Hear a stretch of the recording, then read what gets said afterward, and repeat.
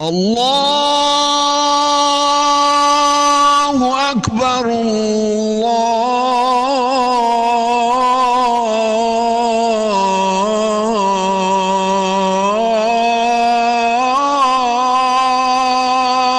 اکبر۔ اے ایمان والو، جب جمعے کے دن نماز کے لیے پکارا جائے تو اللہ کے ذکر کی طرف لپکو اور خرید و فروخت چھوڑ دو، یہ تمہارے لیے بہتر ہے اگر تم سمجھو۔ آج کا خطبہ، عنوان شب قدر کا بیان۔ تحریر فضیلت الشیخ حضرت مولانا پروفیسر محمد یوسف خان صاحب حافظہ اللہ تعالی، شیخ الحدیث و ناظم تعلیمات جامعہ اشرفیہ لاہور۔ الحمدللہ، ہر طرح کی حمد و ثنا اللہ ہی کے لیے ہے جو صاحب فضل و نوازش ہے۔ میں گواہی دیتا ہوں کہ اللہ کے سوا کوئی الہ نہیں، وہ واحد ہے، اس کا کوئی شریک نہیں، صرف وہی عزت اور کبریائی والا ہے، وہی بلندی اور ہمیشگی والا ہے۔ میں یہ بھی گواہی دیتا ہوں کہ حضرت محمد مصطفیٰ صلی اللہ علیہ وسلم اللہ کے بندے، رسول، خاتم الانبیاء اور سید الاتقیاء ہیں۔ اللہ کی رحمتیں، برکتیں اور سلامتی ہو آپ صلی اللہ علیہ وسلم پر، اہل بیت پر، صحابہ کرام پر اور بیست و جزا کے دن تک ان کی پیروی کرنے والوں پر۔ بعد ازاں، میرے مسلمان بھائیوں، رمضان کے آخری عشرے میں ایک رات آتی ہے، اس کو شب قدر کہتے ہیں۔ حدیث مبارکہ میں آتا ہے، ام المومنین سیدہ عائشہ صدیقہ رضی اللہ تعالیٰ عنہ بیان فرماتی ہیں کہ جب رمضان کا آخری عشرہ شروع ہوتا تو آپ صلی اللہ علیہ وسلم کمر کس لیا کرتے تھے اور اپنے گھر والوں کو جگا کر ہوشیار فرما دیتے تھے۔ اسے امام بخاری اور امام مسلم نے روایت کیا ہے۔ کمر کسنے سے مطلب یہ ہے کہ حضور صلی اللہ علیہ وسلم اللہ کی عبادت اور زیادہ کرنے کے لیے مستعد اور تیار ہو جاتے تھے۔ ایک حدیث مبارکہ میں ہے کہ آپ صلی اللہ علیہ وسلم رمضان کے آخری عشرے میں عبادت میں جتنی سعی اور کوشش کیا کرتے تھے دوسرے دنوں میں اتنی نہیں فرماتے تھے۔ اس رات میں غروب آفتاب سے لے کر صبح و صادق تک اللہ تعالیٰ کی خاص تجلی ہوتی ہے۔ مظاہر حق میں شیخ عبدالحق محدث دہلوی رحمۃ اللہ علیہ نے لکھا ہے کہ اسی رات میں فرشتوں کی پیدائش ہوئی اور اسی رات میں آدم علیہ السلام کا مادہ جمع ہونا شروع ہوا۔ در منصور کی ایک روایت میں ہے کہ اسی رات میں حضرت عیسیٰ علیہ السلام کو آسمان پر اٹھایا گیا اور اسی رات میں بنی اسرائیل کی توبہ قبول ہوئی۔ میرے مسلمان بھائیوں، شب قدر کیوں عطا ہوئی؟ امام مالک رحمۃ اللہ علیہ فرماتے ہیں کہ انہوں نے ایک معتبر اور نیک عالم سے یہ بات سنی کہ رسول اللہ صلی اللہ علیہ وسلم کو اگلے لوگوں کی عمریں بتلائی گئیں جتنا اللہ کو منظور تھا، تو آپ نے اپنی امت کے لوگوں کی عمروں کو کم سمجھا اور یہ خیال کیا کہ میری امت کے لوگ اتنی سی عمر میں ان کے برابر عمل نہ کر سکیں گے، تو اللہ تعالیٰ نے آپ صلی اللہ علیہ وسلم کو شب قدر عطا فرمائی جو 1000 مہینوں سے بہتر ہے۔ ایک حدیث میں ہے کہ نبی کریم صلی اللہ علیہ وسلم نے ایک دن بنی اسرائیل کے شخص کا ذکر فرمایا کہ وہ 1000 مہینے تک اللہ کے راستے میں جہاد کرتا رہا۔ صحابہ کرام کے دل میں یہ خیال پیدا ہوا، ہماری عمریں تو اس کے مقابلے میں نہ ہونے کے برابر ہیں۔ اس پر اللہ تعالیٰ نے شب قدر عطا فرمائی جو 1000 مہینوں سے افضل اور مرتبے میں بڑی ہوئی ہیں۔ 1000 مہینوں کے 83 سال 4 ماہ ہوتے ہیں۔ ایک اور حدیث میں ہے کہ نبی اکرم صلی اللہ علیہ وسلم نے صحابہ کرام کے سامنے حضرت ایوب، حضرت زکریا، حضرت حزقیل، حضرت یوشع علیہم السلام، ان 4 حضرات کا ذکر فرمایا کہ یہ حضرات 80 سال تک اللہ تعالیٰ کی عبادت میں مصروف رہے اور پلک جھپکنے کے برابر بھی اللہ تعالیٰ کی نافرمانی نہ کی۔ اس پر صحابہ کرام کو تعجب اور رشک ہوا تو اللہ تعالیٰ نے رحم فرمایا اور شب قدر کا عظیم الشان تحفہ عطا فرمایا۔ اس کے بعد حضرت جبرائیل علیہ السلام تشریف لائے اور یہ سورت مبارکہ نازل فرمائی۔ بسم اللہ الرحمن الرحیم، انا انزلناہ فی لیلۃ القدر وما ادراک ما لیلۃ القدر، لیلۃ القدر خیر من 1000 شہر، تنزل الملائکۃ والروح فیہا بإذن ربہم من کل امر سلام، ہی حتی مطلع الفجر، صدق اللہ العظیم۔ بے شک ہم نے قرآن مجید کو شب قدر میں نازل کیا ہے، اور آپ کو کچھ معلوم ہے کہ شب قدر کیسی بڑی چیز ہے؟ شب قدر 1000 مہینوں سے بہتر ہے۔ اس رات میں جبرائیل علیہ السلام اپنے پروردگار کے حکم سے ہر خبر کو لے کر زمین کی طرف اترتے ہیں۔ وہ رات سراپا سلام ہے، وہ رات اپنی برکتوں کے ساتھ طلوع فجر تک رہتی ہے۔ گویا اللہ تعالیٰ نے یہ بات واضح فرما دی کہ ہمارے نزدیک عمر کی کمی یا زیادتی کوئی معنی نہیں رکھتی۔ میں اپنی قدرت سے ایک ہی رات کے دامن کو اتنا وسیع کر سکتا ہوں کہ اس کے مقابلے میں 1000 مہینے بھی کوئی حقیقت نہیں رکھتے۔ حق تعالیٰ نے امت محمدیہ پر یہ کتنا بڑا انعام فرمایا۔ یہ سرکار دو عالم صلی اللہ علیہ وآلہ وسلم کی غلامی کا صدقہ ہے۔ اس سورہ مبارکہ کا نام سورہ قدر ہے۔ اس میں شب قدر کی 4 خصوصیات بیان فرمائی گئی ہیں۔ نمبر 1، نزول قرآن ہوا۔ نمبر 2، ملائکہ کا نزول ہوتا ہے۔ نمبر 3، 1000 مہینوں سے زیادہ فضیلت والی ہے۔ اور نمبر 4، صبح و صادق تک خیر و برکت، امن و سلامتی کی بارش ہوتی رہتی ہے۔ قطب ربانی شیخ عبدالقادر جیلانی رحمۃ اللہ علیہ نے غنیت و طالبین میں حضرت ابن عباس رضی اللہ تعالیٰ عنہما سے ایک روایت نقل کی ہے کہ رمضان المبارک میں شب قدر کو اللہ تعالیٰ کے حکم سے حضرت جبرائیل علیہ السلام سدرۃ المنتہا کے 70,000 فرشتوں کے ساتھ نورانی پرچم لیے ہوئے زمین پر اترتے ہیں اور ان پرچموں کو مکہ معظمہ، مسجد نبوی، مسجد بیت المقدس اور مسجد طور سینا پر نصب کر دیتے ہیں۔ اس کے بعد اپنے ماتحت فرشتوں کو حکم دیتے ہیں کہ وہ روئے زمین پر پھیل جائیں۔ چنانچہ وہ فرشتے ہر گھر میں داخل ہو جاتے ہیں، مگر جس گھر میں کتا یا خنزیر ہو، یا جس جگہ شراب کا دور چل رہا ہو، یا جس جگہ جاندار چیزوں کی تصویریں ہوں، اور جہاں زانی مرد و عورت ناپاک موجود ہوں، وہاں یہ فرشتے داخل نہیں ہوتے۔ حضرت انس رضی اللہ تعالیٰ عنہ سے روایت ہے۔ حضرت انس فرماتے ہیں کہ نبی کریم صلی اللہ علیہ وسلم نے ارشاد فرمایا کہ شب قدر میں جبرائیل علیہ السلام ملائکہ کی ایک جماعت کے ساتھ اترتے ہیں، یعنی زمین پر، اور اس شخص کے لیے جو اس رات میں کھڑے یا بیٹھے اللہ کا ذکر کرتا ہے اور عبادت میں مشغول ہوتا ہے، اس کے لیے دعائے رحمت کرتے ہیں۔ اور تفسیر خازن میں یہ بھی ہے کہ ایسے آدمی کے لیے جو اس رات میں مصروف عبادت ہو، سلامتی کی دعا کرتے ہیں۔ مختصر یہ کہ شب قدر کی بڑی فضیلت ہے، اسی وجہ سے اس کو تلاش کرنے کے لیے حضرت صلی اللہ علیہ وسلم نے پہلے 10 دنوں کا اعتکاف فرمایا، پھر درمیان کے 10 دنوں کا اعتکاف فرمایا، پھر آپ صلی اللہ علیہ وسلم نے اعتکاف کی جگہ میں سے اپنا سر باہر نکال کر فرمایا، میں نے پہلے عشرے میں اعتکاف کیا، پھر دوسرے عشرے میں اعتکاف کیا، اس کے بعد مجھے شب قدر عطا کی گئی اور بتلایا گیا کہ وہ شب قدر آخری عشرے میں ہے۔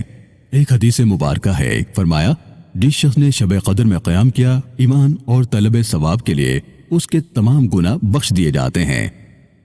میرے مسلمان بھائیوں، شب قدر کن راتوں میں ہوتی ہے؟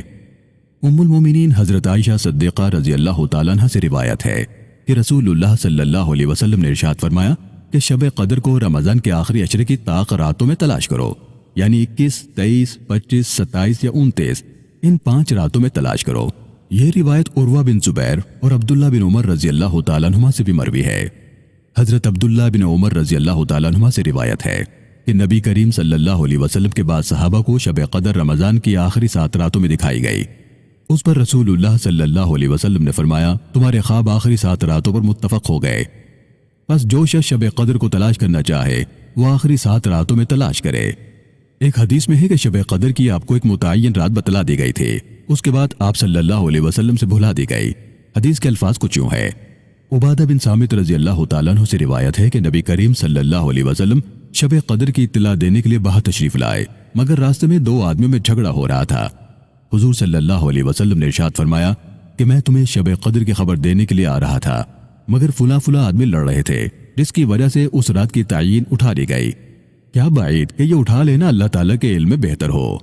میرے دوستو، شب قدر کیوں مخفی رکھی گئی؟ یہ خیال پیدا ہو سکتا ہے کہ اللہ تعالیٰ نے اتنی مقدس اور باعظمت رات کو مخفی کیوں رکھا؟ تو اس کا جواب یہ ہے کہ اس قسم کی اہم باتوں کو اللہ تعالیٰ نے مخفی ہی رکھا ہے۔ مثلاً اسم اعظم، جمعے کے دن قبولیت دعا کا وقت، یا صلاۃ وسطیٰ کون سی نماز ہے، ایسے ہی شب قدر کو پوشیدہ رکھا تاکہ آدمی ایک وقت متعین پر بھروسہ کر کے نہ بیٹھ جائے۔ اور حقیقت بھی یہی ہے کہ اگر ایک رات متعین کر کے بتلا دی جاتی تو اتنی قدر نہ ہوتی جتنی اس صورت میں ہوتی ہے۔ جیسا رمضان ہی کے روزوں کا ہے کہ بہت سے اللہ کے بندے اس کی آمد کا ایک ایک دن گن گن کر گزارتے ہیں، اور پھر یہ بھی ہے کہ بہت سے اللہ کے بندے ایسے بھی ہوتے ہیں کہ کسی مجبوری کی وجہ سے ایک رات میں عبادت نہ کر سکے تو دوسری میں کر لیں، یا تیسری یا چوتھی یا کسی بھی رات میں کر لیں۔ اللہ تعالیٰ اس کے جذبے پر ہی اس کو ثواب عطا فرمائیں گے۔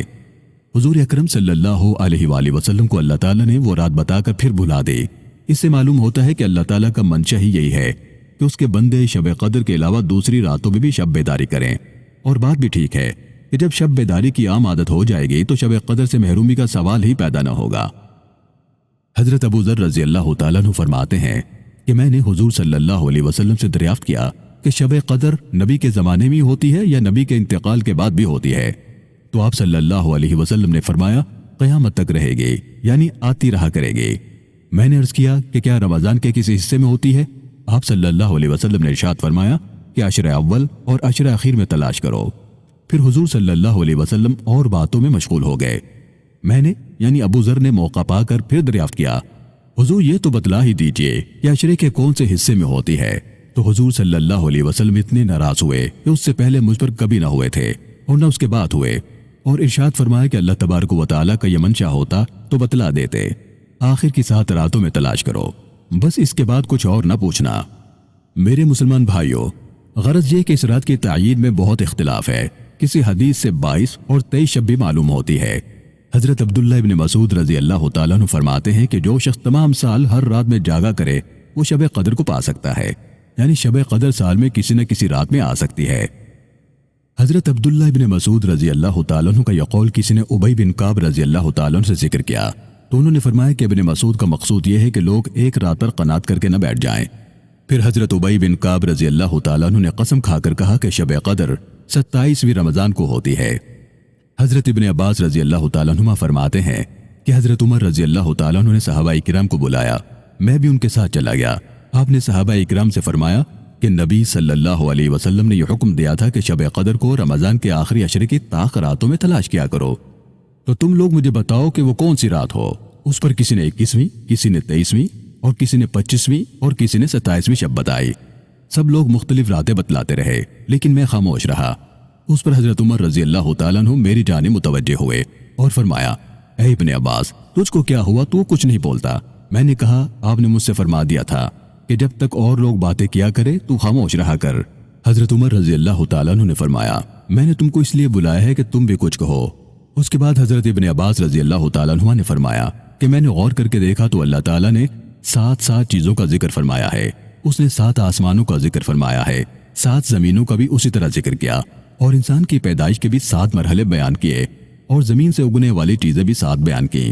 وہ 7 چیزیں قرآن مجید میں اس طرح مذکور ہیں، ہم نے زمین کو پھاڑا، پھر اس سے غلہ اگایا اور انگور اور ترکاریاں اگائیں، اور زیتون اور کھجور کے درخت اگائے، اور گنجان باغ اور میوے اگائے، اور سبز گھاس اگائی۔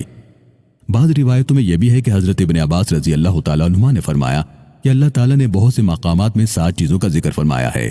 آدمی نماز میں سجدہ بھی 7 اعضاء پر کرتا ہے۔ بیت اللہ شریف کے طواف کے بھی 7 چکر ہوتے ہیں۔ مینا میں شیطان کو جو کنکریاں ماری جاتی ہیں ان کی تعداد بھی 7 ہے۔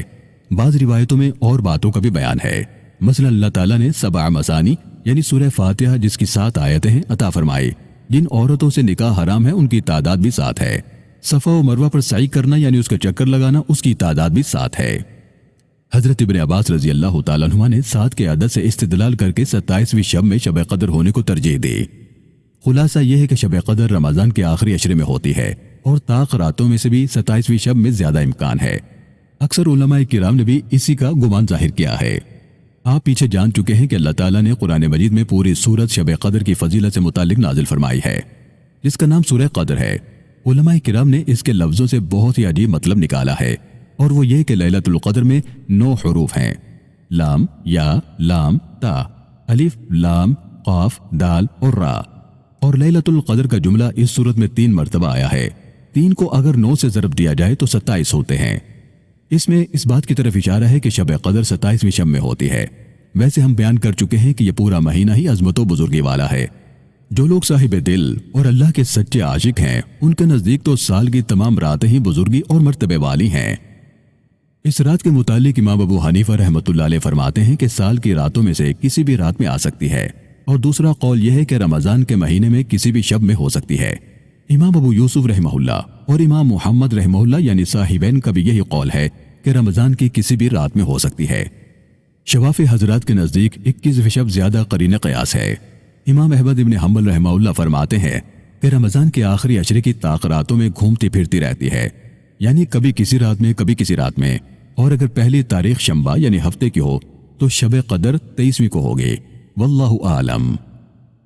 میرے مسلمان بھائیوں، شب قدر کی علامتیں کیا ہیں؟ اس رات کی بعض علامتیں علماء کرام نے حدیثوں سے نکالی ہیں۔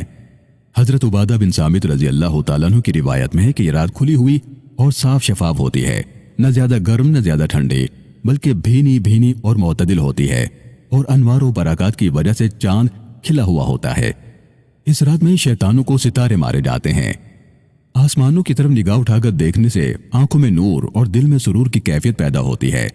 نیز یہ بھی علامت ہے کہ شب قدر کے بعد والی صبح کو سورج میں تیزی نہیں ہوتی، اور بڑی علامت یہ ہے کہ اس رات میں عبادت کرنے کی توفیق ہو اور عبادت میں کیفیت پیدا ہو، خشوع و خضوع خلوص ہو۔ یعنی بزرگوں نے رمضان کی 27ویں شب میں سمندر کا پانی چکھا تو میٹھا معلوم ہوا۔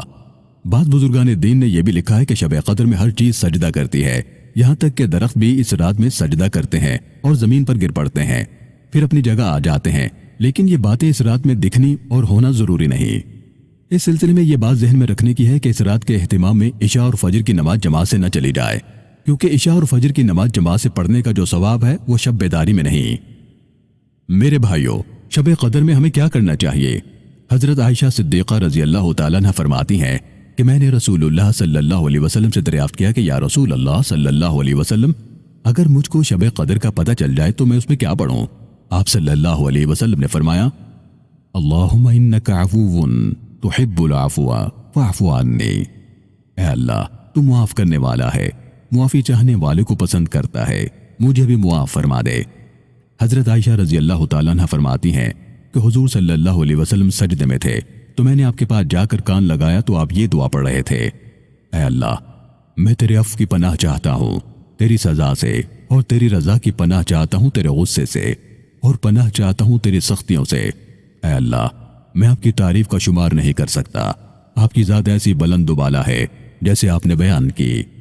ام المومنین سیدہ عائشہ صدیقہ رضی اللہ تعالیٰ عنہ نے جب حضور صلی اللہ علیہ وسلم سے ان کاموں کی تصدیق چاہی تو آپ نے فرمایا، تم خود بھی یاد کرو اور دوسروں کو بھی یاد کرا دو۔ یہ کلمے مجھے حضرت جبریل علیہ السلام نے سکھائے ہیں اور فرمایا کہ میں سجدے میں انہیں بار بار پڑھا کروں۔ اللہ رب العالمین سے دعا ہے کہ اللہ تعالی ہم سب کو شب قدر عطا فرمائے اور شب قدر کی فضیلتوں سے فیض یاب فرمائے، آمین۔ وما علینا الا البلاغ المبین۔